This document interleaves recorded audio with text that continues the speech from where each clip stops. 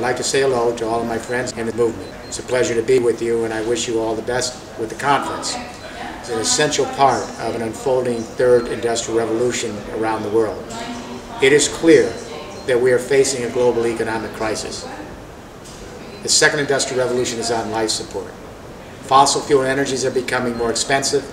The technologies based on those energies, like the internal combustion engine, centralized electricity, are antiquated.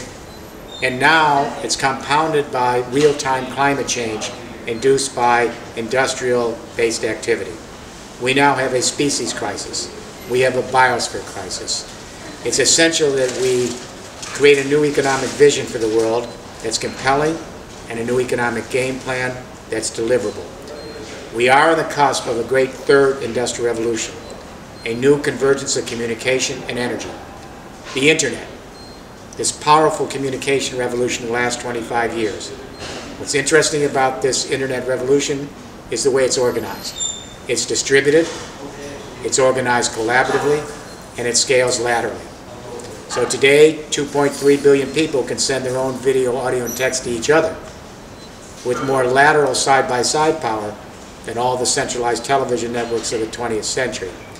This Internet communication revolution is just now beginning to merge with a new energy regime, distributed energies, which have to be organized collaboratively and scale laterally. It's a perfect fit. We are on the cusp of a new infrastructure paradigm in Europe and around the world, a five-pillar third industrial revolution. Pillar one, we are making a shift to renewable energies. Pillar two, how do we collect these distributed energies? You know, the sun's found everywhere. The wind blows around the world every day.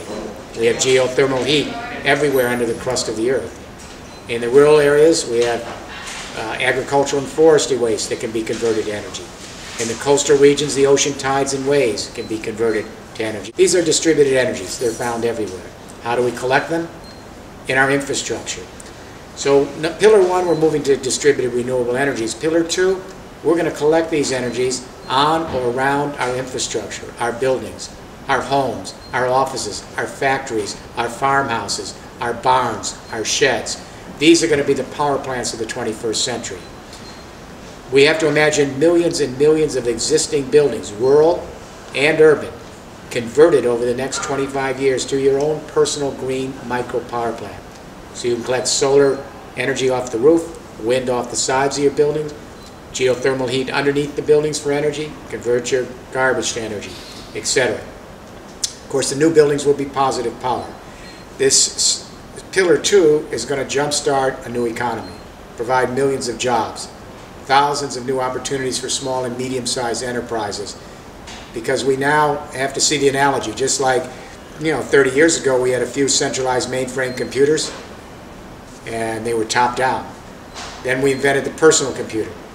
And now today 2 billion people share their own information. Similarly, today we have a few power and utility companies in every continent, and we passively buy their energy. But already several million buildings in Europe are powering themselves, at least partially. And in 10 years from now, tens of millions of buildings around the world will provide their own green power locally. And in 25 years from now, every rural and urban building in the world is going to generate some of its own power right there on site. So just like we now have our own personal computer and cell phone to generate our own information and share it across the world, we're now beginning the process of transforming our buildings to power plants so we can generate our own power and share it across energy internet. So that gets me to pillar three. We're going to store this electricity because the sun isn't always shining. Sometimes the wind's blowing at night, you need the electricity during the day. If your water tables are down because of climate change drought, there's a problem with hydroelectricity. These are intermittent energies. We're going to put in storage technologies, especially hydrogen, to store these energies so we can use them consistently during the day, month, and year. That's pillar three. Pillar four, we're going to take off-the-shelf internet technology, IT technology, transform the power grid of every continent to an energy internet, a distributed smart grid. So when millions of rural and urban buildings are collecting that green energy on site, storing it in hydrogen, like we store it in digital, and then sharing whatever they don't need and selling it across an energy internet across entire continents. It's going to be just like we now create our own information on our computers, store it in digital, and share it online. Pillar 5, we're going to plug in this new infrastructure with electric vehicles and fuel cell vehicles, both to run our rural agricultural machinery and for our transport and logistics, so that we can get green electricity from our buildings, plug it in, or even sell our own electricity back to the grid. These 5 pillars together: shift to renewable distributed energies. Pillar 2, convert every single rural and urban building to your own personal power plant to collect green electricity on site. Pillar 3, store that green electricity in the form of hydrogen. Pillar 4, establish energy internets across the urban-rural landscape to share surplus electricity like we share information. And Pillar 5, plug it all into our transport vehicles and our machines that we use for production. These 5 pillars together make a seamless new infrastructure for a new paradigm. This is power to the people. This is economic democracy. And nowhere will the implications of this new movement be more important than when it comes to agriculture. You know, agriculture uses a lot of our energy. Pesticides and fertilizers are made out of fossil fuels. Our equipment to manage our farms, most of that equipment is powered by fossil fuels and petrol. The processing of our foods, the transportation of our foods, the packaging of our foods, all depends on petrochemicals. And they're becoming more expensive, and they're giving us climate change. So we need to begin to, in the agricultural area, wean ourselves off of fossil fuels in the entire process, from growing our foods to processing, packaging, and transporting to the markets. The slow foods is about producing locally. It's about organic agriculture. It's about moving off pesticides and fertilizers. It's about reducing the distance between the farmer and the end consumer, eliminating the middlemen so that we can work together and reduce the cost. We have been involved in geopolitical consciousness for several hundred years now during the fossil fuel age. Everybody fighting everybody else for the resources. But now that we can go to distribute renewable energies, everyone has that energy locally. We have enough energy, all of us, to provide for our own needs. The sun, the wind, the heat under the ground, our agricultural waste, our ocean tides and waves. So we need to make a shift from geopolitics to biosphere consciousness. The slow food movement is embedded in this idea that we live in an indivisible global community, the biosphere. The biosphere is the sheath from the stratosphere to the oceans, where all geochemical and living processes interact in very, very complex ways to maintain the stability of this little experiment called life on Earth. So as we come to realize that we all are part of an interrelated biosphere, it changes the way we organize life, and it starts really with agriculture. Let me point something out. The primary economy of the Earth is photosynthesis. That's the primary economy.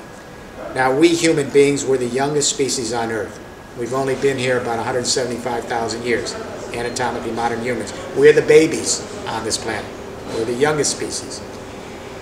We only make up 1/2% of the biomass, human beings. 7 billion people, but only 1/2% of the living biomass. But as I speak to you today, our species is now gobbling up 32%, a third, of all the photosynthetic production of the Earth. This is not sustainable. It is all about bringing us more in line with the photosynthesis of the planet, the primary economy, so we can learn to produce our food and consume our food in a way that's sustainable, so that we learn to live within the limits of the biosphere. We do not produce and consume faster than nature can recycle and replenish the waste. We live in tandem with the requisites of the biosphere. I'm guardedly hopeful, because all over the world there are young kids coming home from school and they're thinking biosphere consciousness. They're saying to their dad, "Why do you use so much water when you're shaving? You're wasting it." Or, "Why is the television on when we're not using it?" Or, "Why do we have 2 cars when we could do car sharing?" We have kids coming home now, 14-year-olds, and they're saying, "Where did my hamburger come from? Did it come from a Central American rainforest?" Did they have to destroy the tree canopy in that rainforest for the 4 inches of topsoil so they could graze my cow for my hamburger? And when they destroyed those trees to graze that cow for my hamburger, what happened to all the plant and animal species in that tree canopy? Did they go extinct? And if the trees were destroyed, there's no longer a sink to absorb CO2 from industrial-induced climate change, which means the temperature of the planet goes up.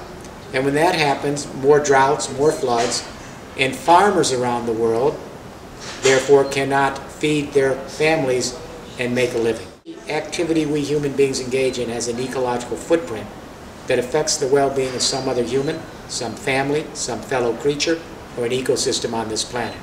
So the kids are learning to connect the dots, to understand we are in one indivisible biosphere community, that we're all indebted and related to each other, and we all rely on balancing our production and consumption with nature's ability to recycle and replenish the waste. The heart of this movement to a third industrial revolution, so that we can learn again how to take the primary economy, photosynthesis, and create an agricultural frame of reference that is sustainable and just and fair and allows not only our species to flourish, but our fellow creatures to flourish as well on this planet in the future.